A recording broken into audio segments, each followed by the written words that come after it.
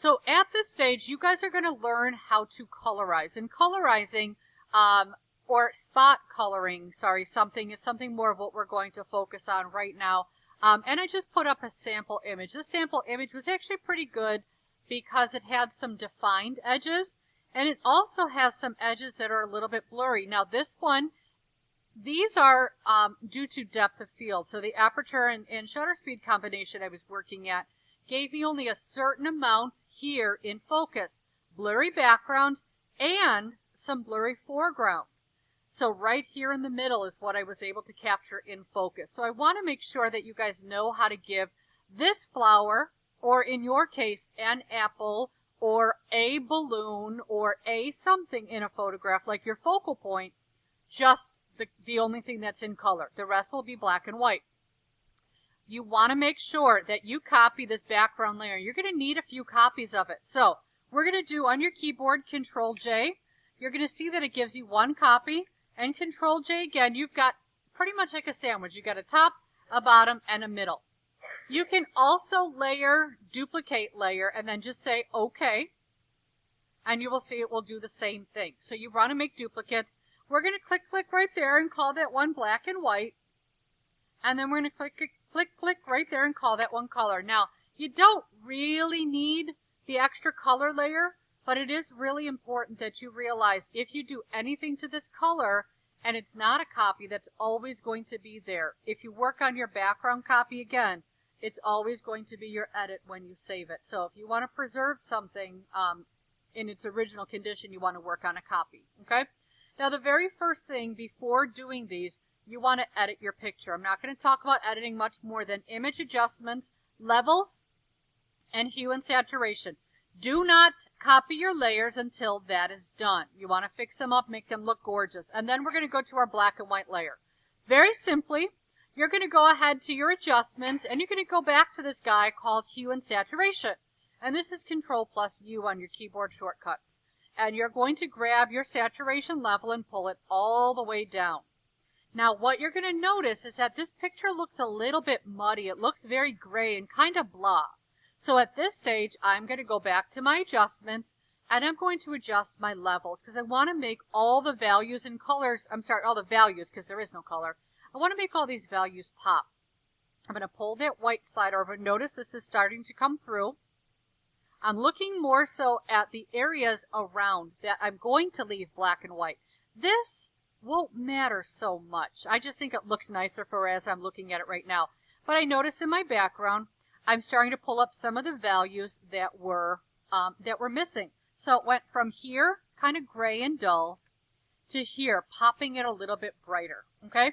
Now we're going to work with something that we haven't done a lot with. There's a few of you that do work with layer masks, but I'm going to show you right here at the bottom. It looks like a rectangle with a white circle on the inside. Very bottom, if you look over here at your layers, remind you, if you can't find those, go to Window and click on Layers.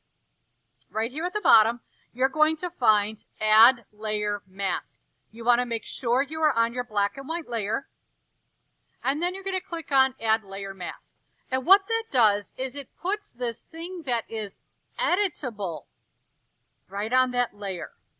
And a layer mask, when you have it, you will see that it's all white in this little thumbnail.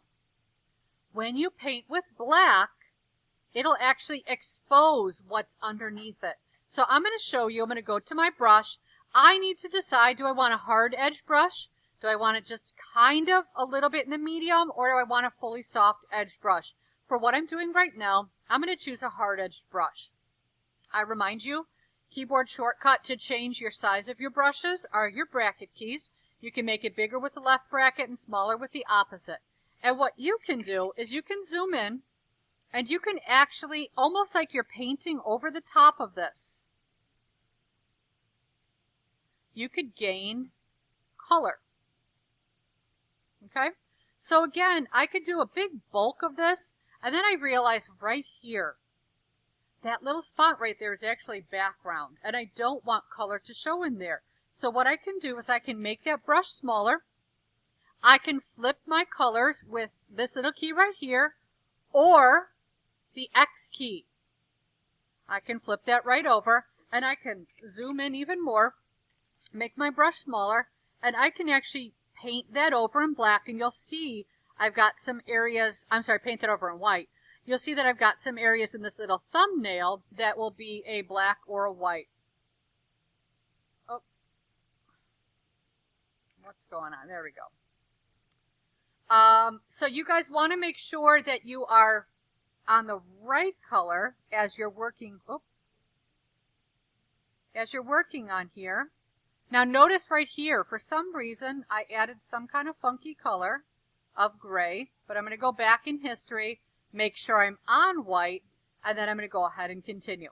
Again, getting smaller brushes, and sometimes it's actually easier to paint that whole section back in with my black brush or white brush, depending on which one you're on. Flip it, and then just come back and just be more careful. So again, think about which way works best for you. So you're going to come in and you're going to colorize whatever that thing is. Make sure you're a little bit neater. Now on the edge right here, you can see it's kind of stark. If I want to, I can actually soften up my brush, and I can actually come over here and almost make it look a little bit more blended, a little bit more natural by using a slightly softer brush. You can see that difference between these two. You've got that little bit of blending here, and here you've got a very hard edge. So you're going to go all the way through, and you're going to colorize. Now, if your subject has some blurry edge to it, you're going to do just what I showed you by softening up your paintbrush, or completely soften it. For example, right here on this side of the flower, if I'm exposing this flower, I may actually want to make sure that I'm doing it such that it looks more natural. So I'm doing like a series of individual clicks right there, just to get a real soft edge so that it's not hard. Now, if I use a hard edged brush, I will show you kind of what that looks like. A hard edged brush on something that's kind of soft and fuzzy like that will look like that. It looks much, much, much more fake. You definitely do not want fake. Okay? Don't forget your history on this kind of a project is a really useful thing for you. So you're going to want, again, take that away, soften up that brush, and then go back in and then just make it look beautiful. Okay? So you're going to colorize your focal point of one of your photographs. Remembering that your focal point really has one major focal point. You could have a little minor side something, but you really want to focus on what exactly do I want my eyes to go to first. It's not everything. So at that stage, you're going to, again, have all of your layers. Once this is beautiful and fully colorized and you've zoomed in on it, you can file, save as, and then you're going to go ahead and change the name appropriately and then be ready for printing when we are all done. If you finish one, my suggestion is to challenge yourself and go to a second one. Try to pick something that might cause you a little bit more time and attention necessary, especially if you're working on a second one. That's it. Have fun.